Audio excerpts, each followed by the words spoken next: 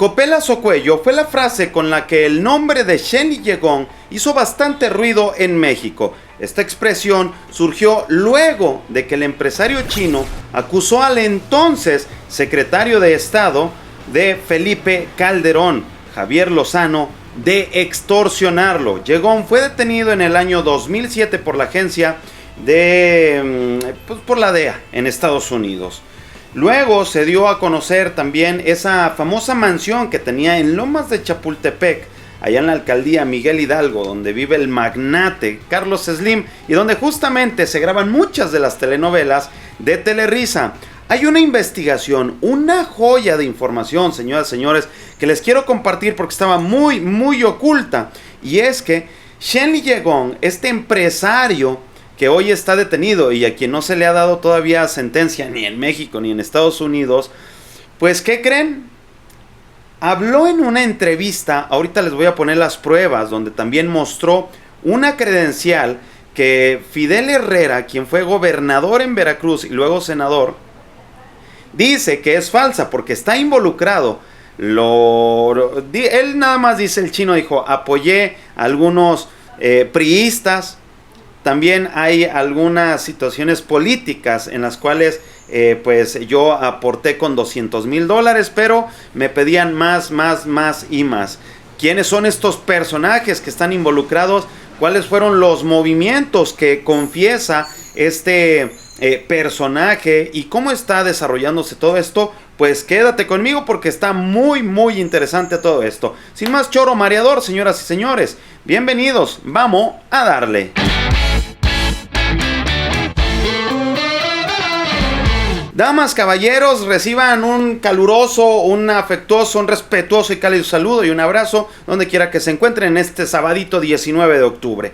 Espero lleven un buen fin de semana y que su día vaya excelente. Si ya estás disfrutando de los sagrados alimentos, qué rico, buen provecho. Pues regálame un like antes de ir de lleno con la información. A quien ya lo hicieron, muchas gracias. Si no te has suscrito al canal, suscríbete y activa la campanita de notificaciones. Habían pasado apenas unos cuantos meses en la toma de posesión de Felipe Calderón. Era un jueves 15 de marzo del 2007 cuando elementos de la Policía Federal entran a una mansión ubicada en Lomas de Chapultepec, allá en la delegación Miguel Hidalgo, en la Ciudad de México. En aquella zona exclusiva de la capital del país es donde vivía este empresario farmacéutico de origen asiático, Shen Liyegong. Dentro de la casa, estos uniformados se encuentran $205 millones en efectivo, escondidos dentro de maletas que a su vez estaban en un cuarto secreto dentro de la mansión. Esta lana es la que decía en una mañanera el licenciado Andrés Manuel López Obrador: vamos a investigar dónde quedó ese dinero del chino. Y fue todo lo que dijo. Calderón, más rápido que pronto, tuiteó: ese dinero lo invertí en unos centros para prevención de adicciones. Fueron 300, algo así, más o menos, ¿verdad? Total que nos tocaban, creo que de a 10 por estado. Imagínense, Aguascalientes, por ejemplo, que tiene 11 municipios, pues era uno por municipio. Esta investigación, uy, papi, habla de la A a la Z cómo movieron esa lana. El famoso Copelas o cuello, esa frase que se escuchaba en todas partes en México, caricaturas políticas, bromas de la gente, camisetas con esta frase impresa. Algunos la usaban para intimidar y grupos musicales hasta para hacer canciones. Liyegong fue detenido en el 2007 y es justamente donde Liyegong, de 52 años, pues nos relata esta caja de sorpresas. Se descubre que Shen Liyegong va y pide asilo al gobierno de Estados Unidos, pero se presenta como senador. Aquí vemos la carta. Pues el abogado de Liyegong en Estados Unidos explicó que las declaraciones de su cliente para el asilo político fueron preparadas antes de que asumiera su defensa, de forma que no puede comentar sobre la validez o significado. Mi escaño de senador no era por elección, sino confiado y delegado por el senador del PRI, Fidel. No decía el apellido en esta entrevista, en esta solicitud. Yo estaba autorizado para hablar, debatir, enviar proyectos de ley. Durante la entrevista en esta prisión, Yegón reiteró una teoría que no ha cambiado sustancialmente desde que habló con la agencia AP en el 2007, que un operador político del PAN, quien identificó como Javier Lozano Alarcón, y un intermediario a quien se refería solamente como Luis, lo forzaron a esconder la fortuna que descubrieron en su casa. Así como lo escuchas, el dinero sería usado, según le explicaron, para financiar la campaña presidencial de Calderón o emprender una operación de sabotaje si el candidato perdía los comicios. Era para la campaña política, me dijeron.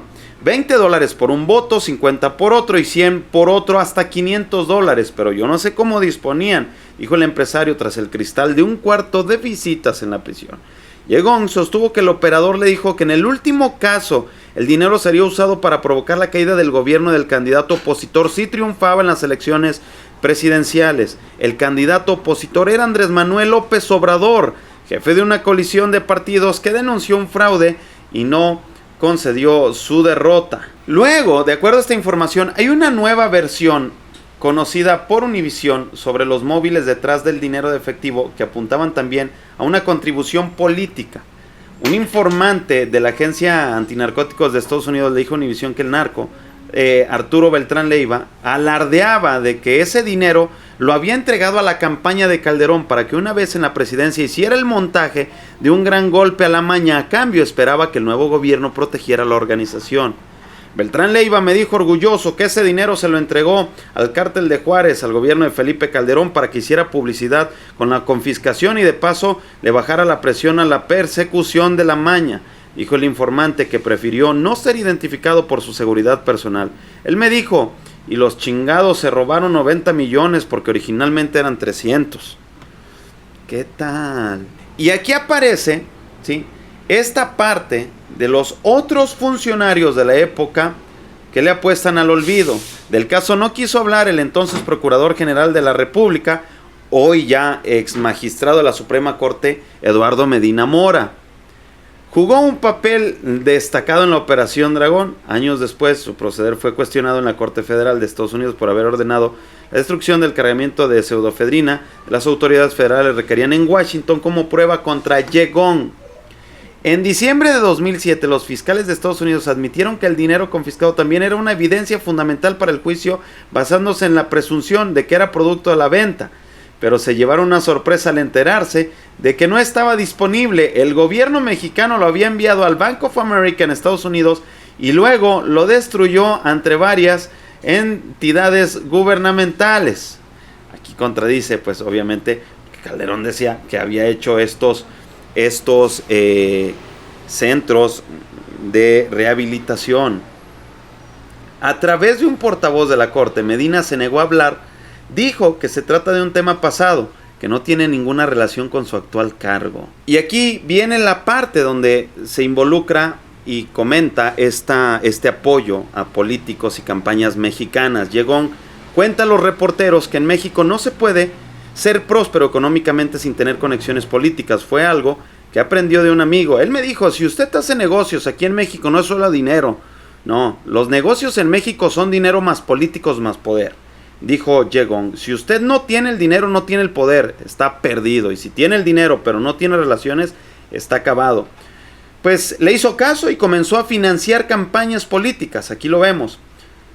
Comprábamos comida, comprábamos un carro, organizábamos reuniones, íbamos a la radio, teníamos que pagar por toda esta clase de cosas y no es barato, señaló Yegón, pero el problema es que una vez usted dona los primeros $200,000, ellos le van a pedir otra vez y otra, así que $200,000 con lo que empecé, terminé en 2.5 millones. Al pedirle que identificara al menos un candidato a quien hubiera financiado, el empresario hizo referencia, sin dar nombres, a un político que fue elegido como gobernador de Veracruz por el PRI en 2004 y a quien apoyó considerando que gran parte de su mercancía llegaba por el puerto de ese estado.